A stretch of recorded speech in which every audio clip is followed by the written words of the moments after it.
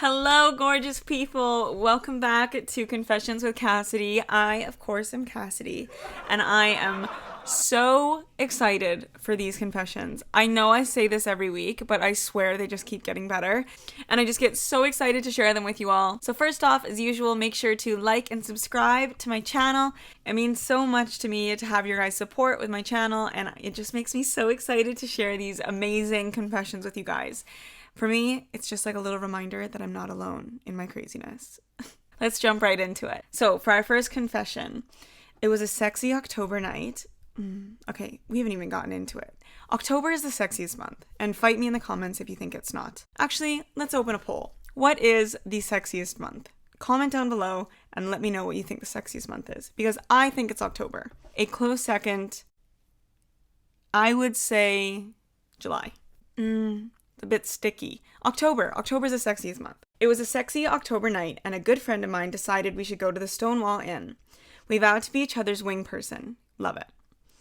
I hooked him up with this sweet little human named Sam, who was just drop dead gorgeous. Love that. A sweet little human named Sam. I hope, and I don't know if it will ever happen, that if somebody is writing a story about me, that they describe me as a sweet little human. I think I would be described as a loud, obnoxious Leo, who's cute. And he hooked me up with this cute little French chick. Ooh, c'est bon.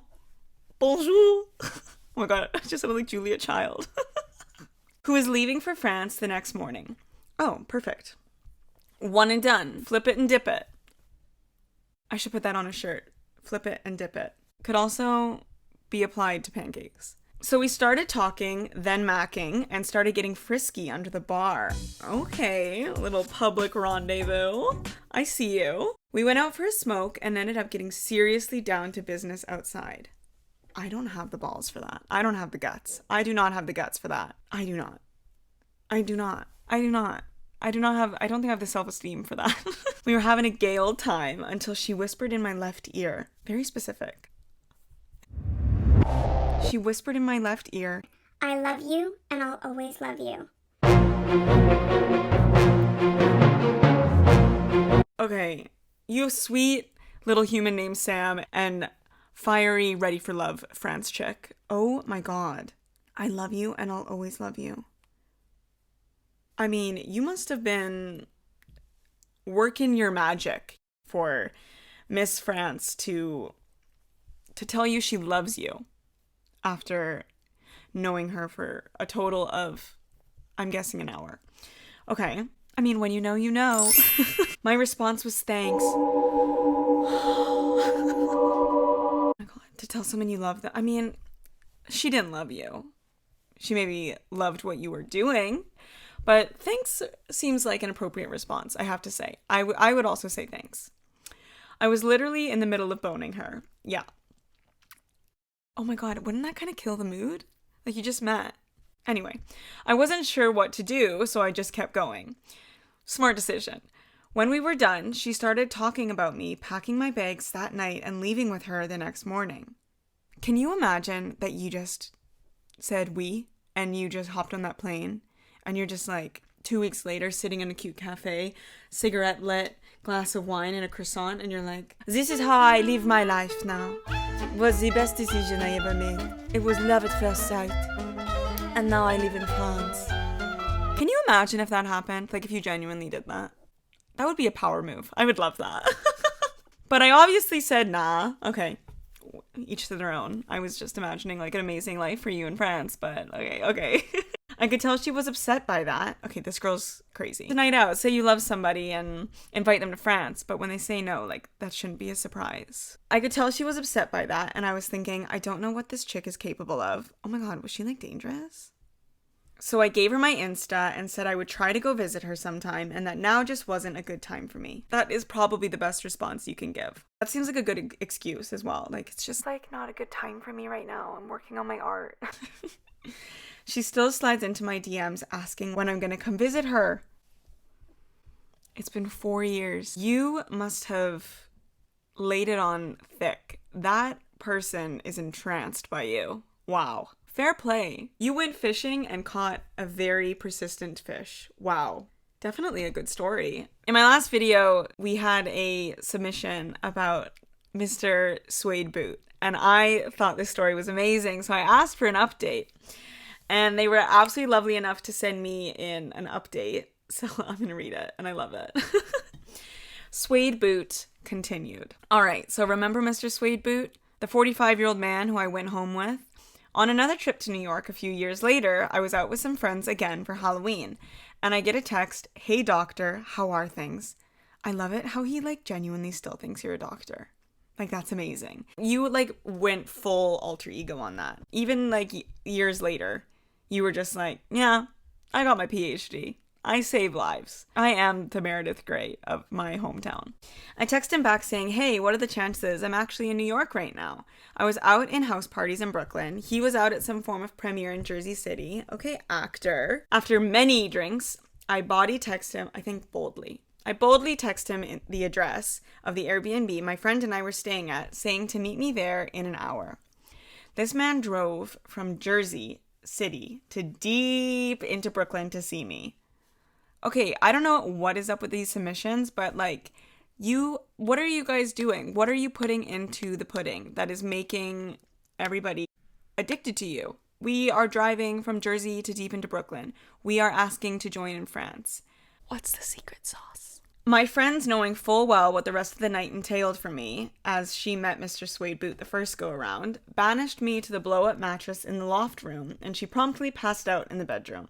Great friend. What a great friend. I mean, lets you do your thing, but she's like, "I'm taking the bedroom." I mean, good friend.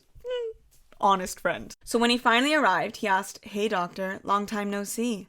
I tell him to make me a drink. Power move. Wow. He started a conversation and you said, "Make me a drink." I got chills. I got literal chills. I tell him to make me a drink while I run downstairs to grab the postulates. Oh, I'm guessing Postmates. The Postmates order that my friend and I drunkenly placed. I come back upstairs to find him completely undressed, whiskey in hand, on the blow-up mattress. I just got shy.